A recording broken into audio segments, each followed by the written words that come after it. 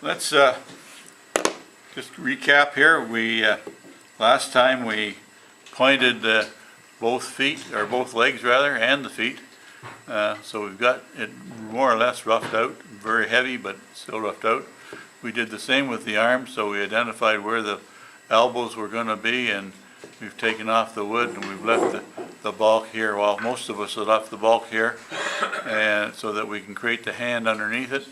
And this elbow here, we've shaped it so that it goes in more or less straight into where the glove is going to be. So today we're going to work on the glove. We'll pick the easy hand first.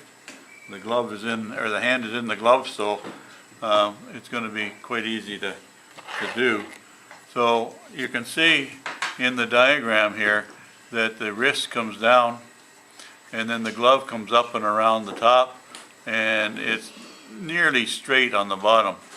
Alright, so we can start to create that. We can get this shape here and remove some of this wood down on the bottom here, and we know that the glove comes back up on the other side, so the wrist is going to eventually be narrowed down somewhat there, and then this just comes up in a nice arc coming up and around. So we're going to use all the wood and we're going to create that kind of a shape, more flat on the outside end here. Notice that the fingers are just level with the side of the body, or just inside that. So we're going to use all of this material here, and then it's just a slight curve on the end as well. So we're just going to create all that shape there. So it's very, very straight in cuts to start with, and then we'll give it the curvature, the shape. Okay? Are you on the right side of the wood? Yeah. Okay? It's okay, I thought you were on the other side. No. Green side up. So there it is, roughed in. Again, the cuts are straight down. Just trying to create that one shape for the gloves. And took a little bit of material out of there. The glove comes down and around, and we'll have to do more shaping, and then this comes up just like you see it here. No details. Okay, so then what we've got to do, we've got two more shapes to do. We've got to get this curvature coming around, and so we can create that in here. To a large extent it's already there. Alright, and the other way you've got to get it is up and over here as well. So if you look at the finished one, it might give you a better handle. Can you see how it curves not only this way but also up and over? Alright, so we got those two shapes to do, and I'll use my a combination of tools, but likely the number 5 20mm will be my choice, because it is more or less the angle, the shape that I want to create. Okay, so there it is, roughed out, and you can see that it's just as if he's got a mitten on, and there's no detail whatsoever. We're just getting a general shape, a little bit of a hollow here so that it comes back in, and you can see eventually we'll be able to give that detail there. But no detail yet. Don't try and give it detail. Just get that outside shape going. I'll pass it around.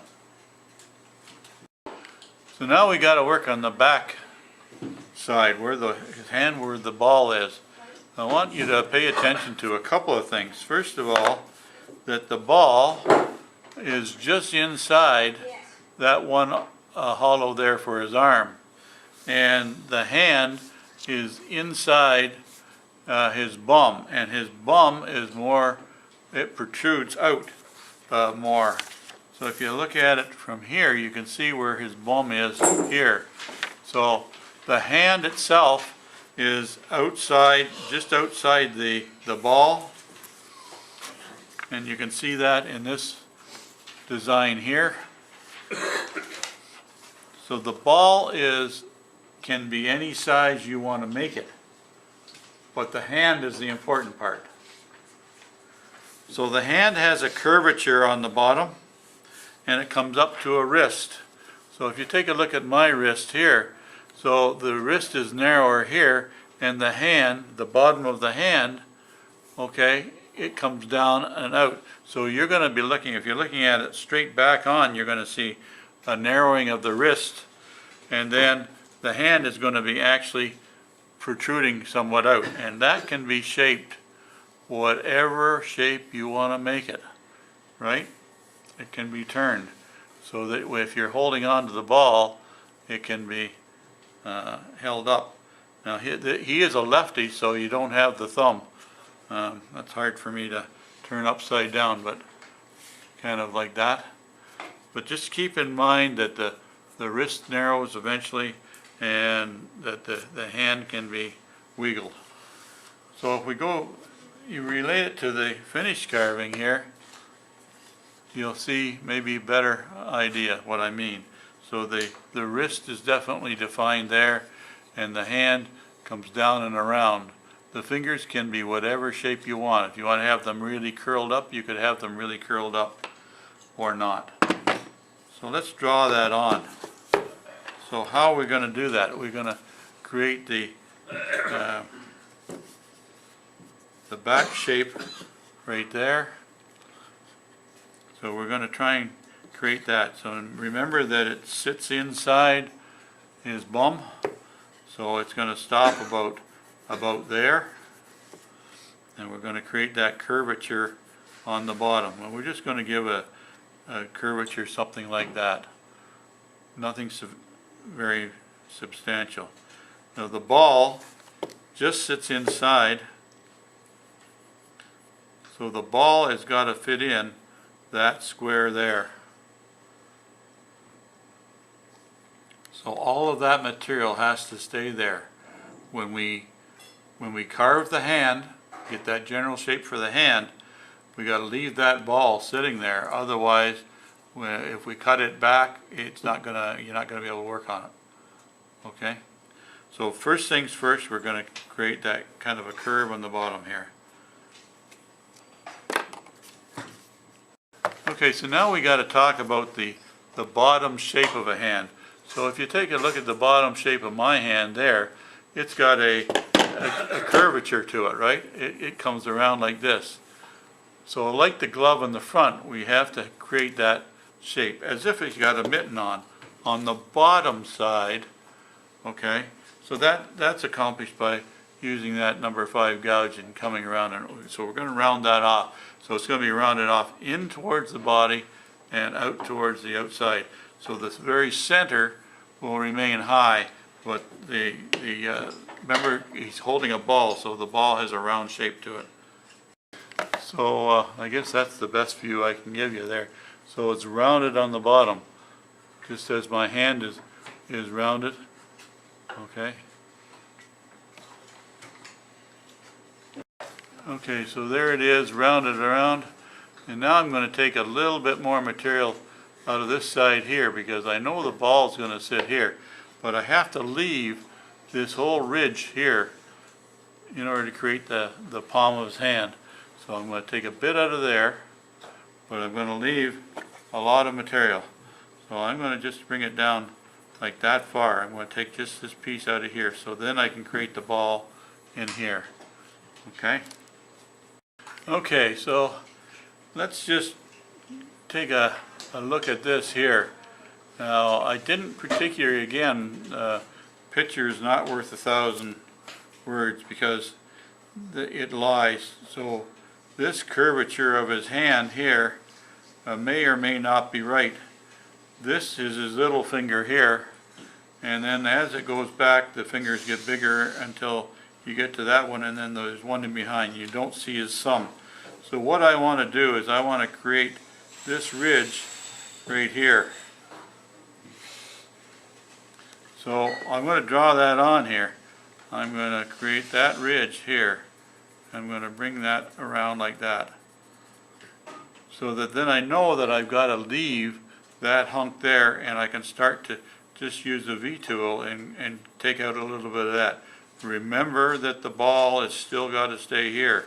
So the highest, most outward point of that ball could end up being right there. So you've got to be careful that you don't remove any of this ball here yet. Leave that big hunk there. You can always shape it whatever way you want. So just use your V tool to come in there and create the edge. So it seems like just a simple operation, but it's important that you create the flat spot going in for the top of the hand and remove the top half for the ball. So I'll pass that around, and then once we get that shape, then we'll knock off this corner here.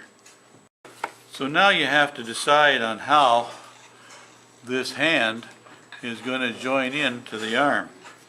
So I would typically, usually you have a big hand, so I would arbitrarily decide on where that joint is going to be, and so therefore I would start to take off some material.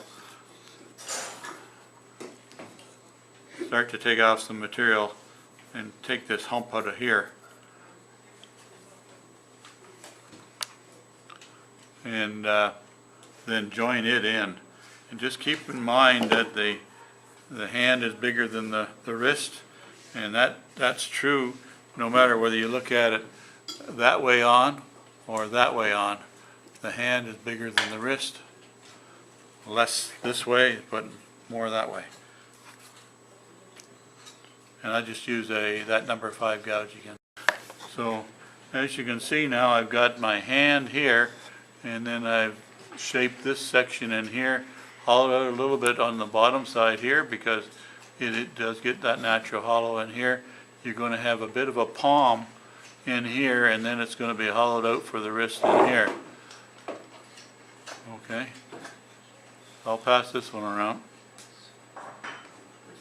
Okay, just to tidy up here, don't form the ball yet. You can see we've still got a big mass there, but in order to make sure that you remember that the ball goes in there, it wouldn't hurt to do a circle in there, just to keep your mind focused that that is going to be a ball. The reason why we aren't going after that is because we shape the hand, and then you can visualize the side. If you can visualize the side here, that ball has to fit in the hand this way as well.